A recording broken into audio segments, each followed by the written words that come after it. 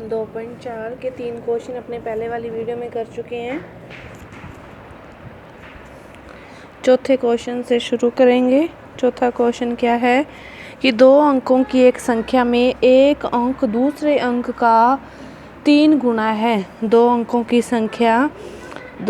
संख्या क्या होगी? यही हो एक्स वाई। इसमें क्या कहा उसने, जो एक अंक है वो दूसरे का 3 गुना है। अपने को नहीं पता कौन सा अंक किसका गुना है, तो अपने कुछ भी मान सकते हैं कि जो x बराबर अपने 3y कर दें कि जो एक अंक x एक y है तो एक अंक दूसरे का कितना गुना है? 3 गुना है। ये अपने मान लिया समीकरण नंबर 1। इसके बाद क्या लिखा है, इसमें अंकों का स्थान बदलकर प्राप्त संख्या को दी गई संख्या में जोड़ने पर स्थान बदलकर जो संख्या प्राप्त होती है। अब देखो 2 अंकों की संख्या है, कोई भी संख्या है 36 है, तो इसको अपने क्या लिख सकते हैं? 10 गुना 3 प्लस 6। 10 को 3 से गुना किया 30 प्लस 6 बराबर 36, ऐसे ही लिख सकते हैं। तो इस एक्स वाई को भी फिर अपने क्या 10 के गुना में लिखेंगे कि जो पहले वाली संख्या है वो तो क्या है 10x प्लस वाई, पहले वाली संख्या। लेकिन फिर क्या कर दिया, अंकों को बदल दिया, अंकों के स्थान को बदल दिया कि अंक बदलने पर बदलते हैं तो फिर क्या हो जाएगा, x की जगह तो y आ जाएगा और y की जगह क्या आ जाएगा x। तो ये क्या हो गया कि 10x प्लस वाई और अंक बदलने पर क्या हो गया 10y प्लस x।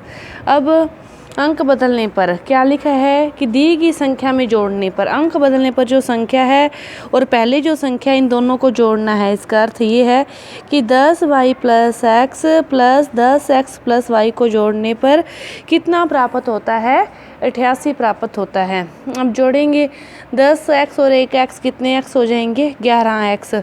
10y और 1y कितने y हो जाएंगे? 11 बराबर कितना है? 88।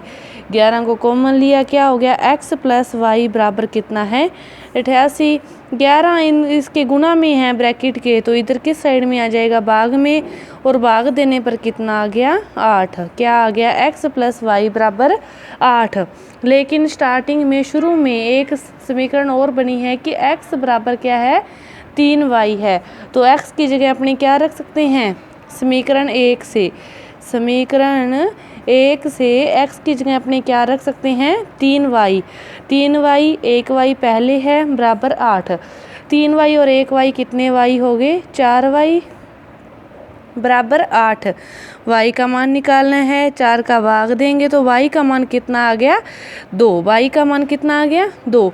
और समीकरण 1 से x बराबर कितना है? 3y, तो y का मान 2 है, तो x का मान फिर कितना होगा? 3 गुना 2 बराबर कितना होगा? 6।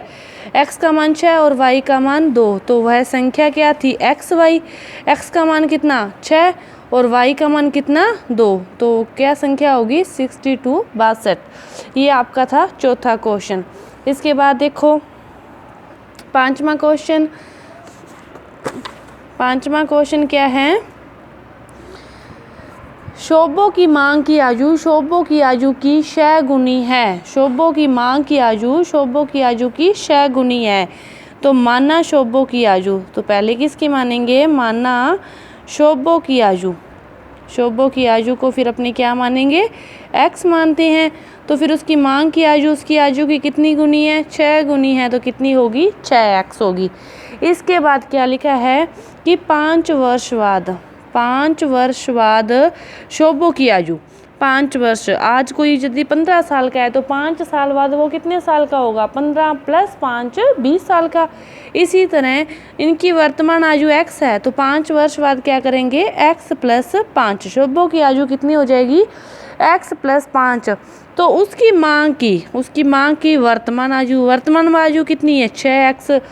6x की 1/3, इसकी 1/3 का अर्थ है गुना 1/3 हो जाती है। लाइन को दोबारा समझेंगे कि 5 वर्ष बाद शोभो की आयु यदि आज x है तो 5 सालों बाद कितनी हो जाएगी? x plus 5। उसकी मांग की वर्तमान आयु की, तो मांग की वर्तमान आयु कितनी है? 6x, उसकी 1/3 हो जाती है गुना 1/3। अब देखो 3 के पहाड़ी में 6 आता है और कितने पर आता है? 2 पर। क्या बचा? x प्लस 5 बराबर 2x। एक्स को दूसरी साइड ले जाएंगे, प्लस के एक्स है तो किस में जाएंगे, माइनस में। 2x में से एक एक्स गया तो कितना बचा, x का मान 5। यानी कि शोभो की आयु फिर कितनी होगी, 5। शोभो की आयु 5 वर्ष, 5 वर्ष। तो फिर उसकी माँ की आयु कितनी है, उसकी 6 गुनी है, यानी कि 6x है। तो 6 गुना 5 बराबर कितनी होगी, 30 वर्ष। उसकी माँ की आयु होगी 30 वर्ष।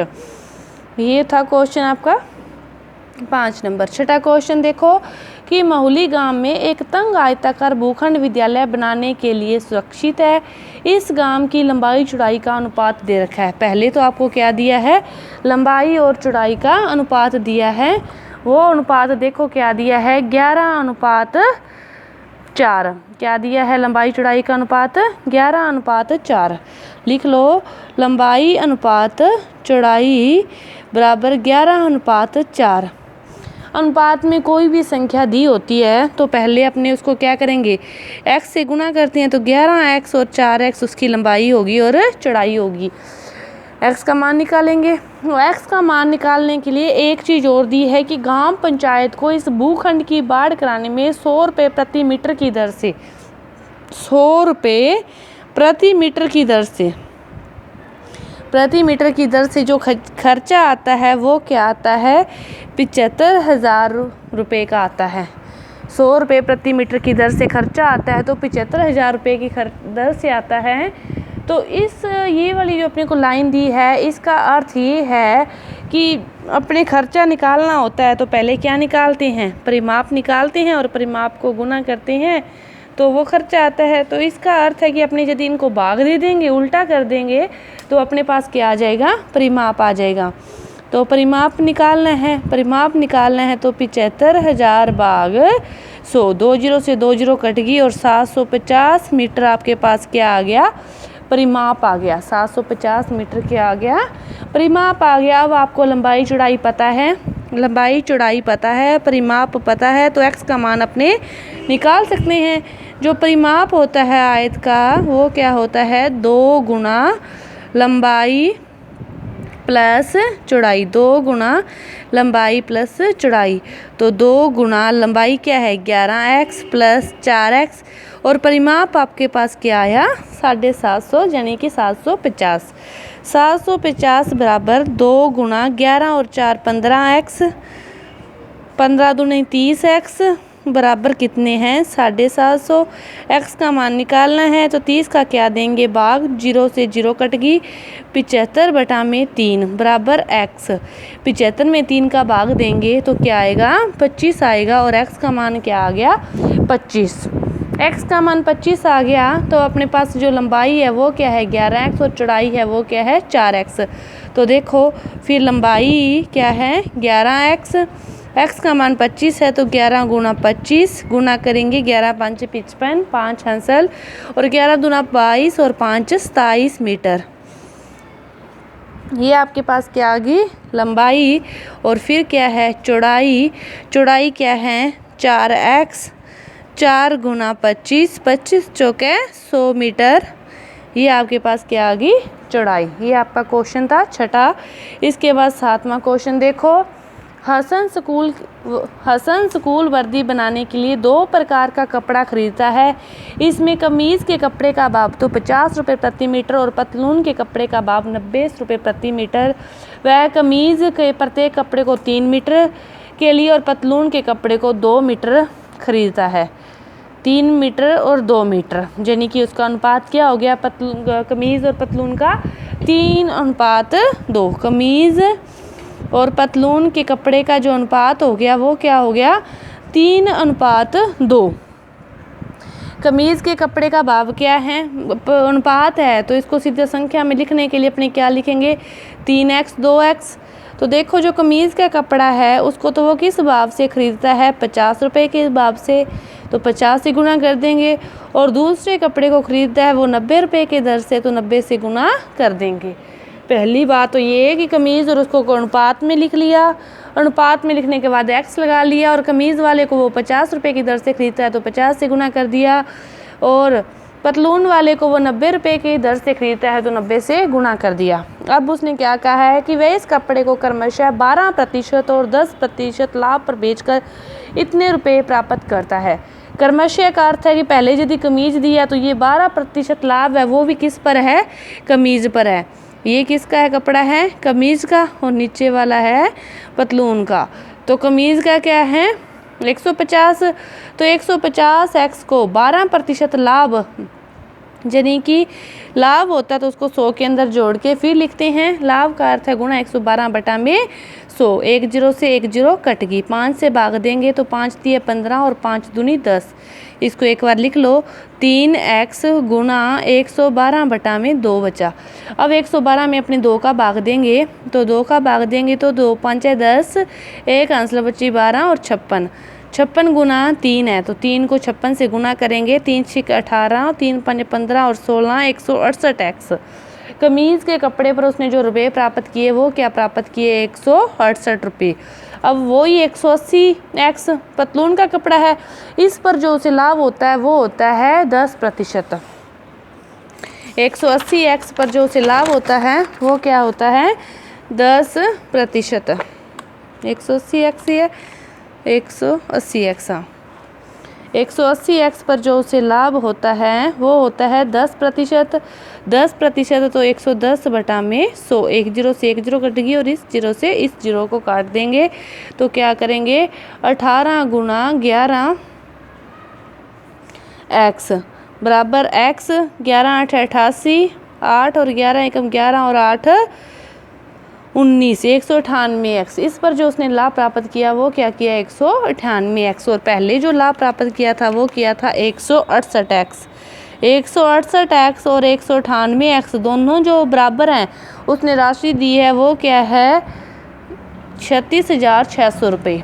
इन दोनों को जोड़ेंगे 8 8 16, 10 16 1 2 3, 366 एक्स बराबर 366। एक्स का मान निकालना है, इसमें भाग दे देंगे 366 का। 366 का 366 में भाग देंगे तो कितने पर जाएगा 100 पर। तो x का मान कितना आ गया 100। x का मान 100 आ गया। तो पतलूनों के लिए कितना कपड़ा खरीदा था, पतलूनों के लिए पूछा है, तो कमीज के लिए तो उसने जो कपड़ा खरीदा था वो खरीदा था 2x। तो x का मान 100 है तो 2 गुणा 100 और कितना हो गया 200 मीटर। और पतलून के लिए कितना था 3x, यानी कि 3 गुना 100, 3 गुना 100 है तो कितना है 300 मीटर। पतलून के लिए पूछा है तो इसका उत्तर क्या हो जाएगा 300 मीटर। इसके बाद 8वां क्वेश्चन देखो क्या दिया है। 8वां क्वेश्चन दिया है कि हिरणों के एक झुंड का आधा भाग मैदान में चर रहा है। हिरणों के एक झुंड में से आधा भाग मैदान में चर रहा है, शेष 3/4 पड़ोस में ही, शेष का 3/4 पड़ोस में ही खेलकूद कर रहा है। शेष बचे 9 हिरण एक तालाब में पानी पी रहे हैं। तो हिरणों की संख्या ज्ञात करनी है। अपने को हिरणों की संख्या नहीं पता तो माना वो संख्या क्या है x, माना संख्या क्या है x। इसमें से उसने कहा है जो आधा भाग है यानी कि x बटा में 2 भाग है वो तो क्या है चर रहा है, चर रहा है। और इस शेष का अब जो शेष बचा 1/2 तो चर रहा है ना, इस शेष क्या बचेगा, टोटल तो x है और 1/2 चर रहा है तो शेष क्या बचा x माइनस 1/2, x माइनस 1/2 शेष ये बचा। इसका 3/4 यानी कि इसका 3/4 खेलकूद कर रहा है। ये वाला जो भाग है वो क्या कर रहा है खेलकूद कर रहा है। और जो शेष बचे 9 हिरण शेष बच गए वो क्या कर रहे हैं तालाब में पानी पी रहे हैं। तो देखो आधा भाग चल रहा है, शेष का 3/4 खेलकूद कर रहा है और 9 हिरण है वो क्या है पानी पी रहे हैं। तो इन सभी को यदि जोड़ कर दें, उसने लिखा है ना कि शेष बचे 9 हिरण मतलब सारे ही आ गए, तो इसको तीनों का जोड़ कर दें तो वो किसके बराबर आएगा कुल संख्या के। और कुल संख्या अपने क्या मानी x। तो x बटा में 2 प्लस x माइनस x बटा में 2 गुणा 3 बटा में 4 प्लस 9। इसको हल करेंगे x बराबर x बटा में 2 प्लस 3/4 माइनस x/2 गुणा 3/4। इस 3/4 को इससे भी गुणा कर दिया और इससे भी गुणा कर दिया। अब देखो x बराबर x/2 3x/4 minus 3x/8 plus 9। x वालों को एक तरफ कर लो। x minus x/2 minus 3x/4 और ये किसके हो जाएंगे, प्लस वाले माइनस के हो जाएंगे और माइनस वाले प्लस के हो जाएंगे। 2 4 8 का क्या लेंगे, लेस है। 2 4 8 का लेस है लिया तो कितना आएगा, 8 आएगा। इसके नीचे कुछ नहीं तो यहाँ पे 8 है। x माइनस 2 का भाग 8 में देंगे तो कितने पर जाएगा, 4 पर, और 4 को गुना करेंगे तो 4x।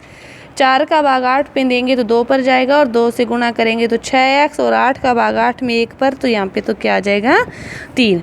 8 को उधर गुना कर देंगे और 8 प्लस प्लस वालों को और माइनस माइनस वालों को अलग अलग जोड़ लेंगे। 8 और 3 कितने हो गए, 11x माइनस 6 और 4 कितने हो गए, 10x और 8 निम 72।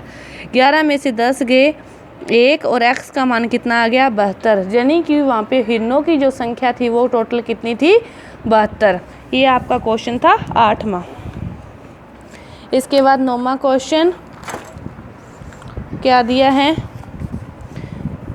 9वां क्वेश्चन पढ़ेंगे कि दादाजी की आयु अपनी पोत्री की आयु की 10 गुनी है। दादाजी की जो आयु है वो अपनी पोत्री की आयु की कितनी गुनी है, 10 गुनी है। और यदि उनकी आयु पोत्री की आयु से 54 वर्ष अधिक है तो दोनों की आयु ज्ञात कीजिए। माना पोत्री की आयु पहले मान ली कि माना पोत्री की आयु क्या है, x है। पोत्री की आयु x है तो दादाजी की जो आयु होगी वो उसकी कितनी गुनी होगी, 10 गुनी हो जाएगी, 10x। तो यदि उनकी आयु पोत्री की आयु से 54 वर्ष अधिक है, यदि उनकी जो आयु है 10x है, वो क्या है, 10x उनकी आयु है, वो पोत्री की आयु से कितनी अधिक है, 54। तो 10x और प्लस के x है तो माइनस 54। 10 में से फिर 1 को घटाएंगे तो 9x बराबर 54। x का मान निकालना है तो 9 का भाग दे देंगे तो कितना आ गया, 6। x का मान कितना आ गया, 6। तो उसने किसकी आयु, दोनों की आयु पूछा है तो पोत्री की आयु तो x है, x बराबर 6 है तो 6 वर्ष। दादा की आयु 10x यानी कि 10 गुना x, 10 गुना 6 यानी कि कितनी आ गई, 60 वर्ष।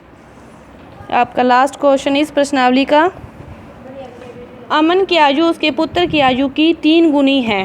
अमन की आयु उसके पुत्र की आयु की, तो माना पुत्र की आयु कितनी है, x। पुत्र की आयु कितनी है, x। तो अमन की आयु कितनी हो जाएगी, 3 गुनी है तो 3x। तो 10 वर्ष पहले उसकी आयु पुत्र की आयु की 5 गुनी थी।